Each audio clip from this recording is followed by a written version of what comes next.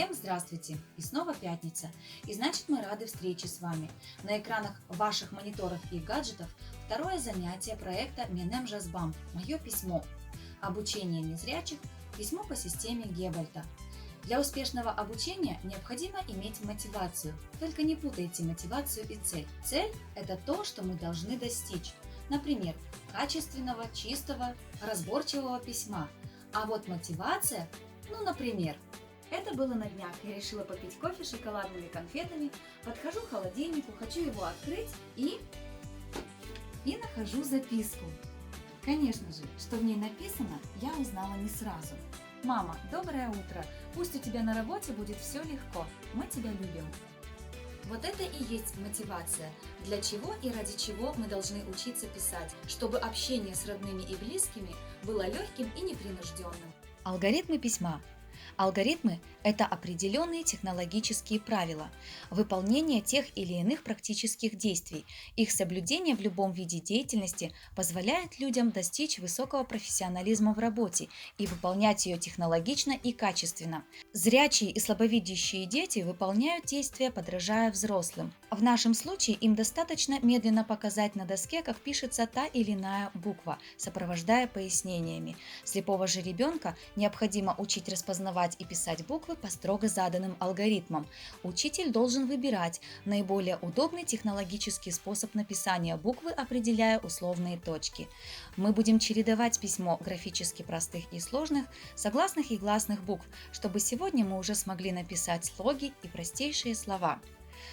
При обучении письма по системе Геббельта строчные и заглавные буквы не различают, так как размеры клетки прибора для письма одинаковы. Цель нашего занятия – освоить 12 букв. А. Алгоритм буквы А. Последовательно соединяем шестую, первую, третью, а затем пятую, вторую точки. М. Без отрыва ручки от бумаги соединяем шестую, четвертую, восьмую, первую, третью точки. У. Без отрыва ручки от бумаги соединяем четвертую, пятую, вторую, а затем отрываемся первую, третью, шестую. И. Плавно и мягко, не отрываясь от бумаги, четвертая, шестая, первая, третья. Р. Последовательное соединение точек 6, 4, 1, 2, 5. Ш. Без отрыва ручки от бумаги четвертая, шестая, третья, первая, а затем седьмая, девятая. Алгоритм буквы Л по принципу буквы А, только без перекладинки. Без отрыва ручки от бумаги шестая, первая, третья. Н. Сначала соединяем четвертую и шестую, затем первую, третью и перекладинка пятая, вторая. Не вторая, пятая, а именно пятая, вторая, поскольку письмо слева направо. О. Обвести периметр клетки, начиная с шестой точки. Т. Топорик. Последовательно четвертая, первая, а затем седьмая, девятая. К. Соединяем четвертую и шестую точки, а затем последовательно первая, пятая, третья. А вот буква Ю требует особых умений и навыков письма, потому что в букве Ю задействовано все 9 точек. Будьте осторожны и внимательны. Сначала мы соединяем четвертую и шестую точки, затем пятую и восьмую, седьмую, первую, с третьей, с девятой, восьмой. Вот и все.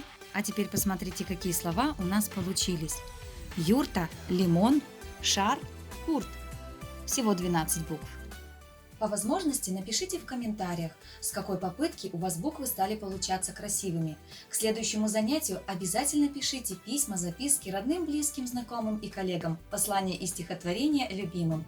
Мы не видим, но мы пишем, и вы нас понимаете, и это замечательно. Ваши комментарии и лайки будут оригинальным украшением нашего проекта. Спасибо за внимание, до новых встреч!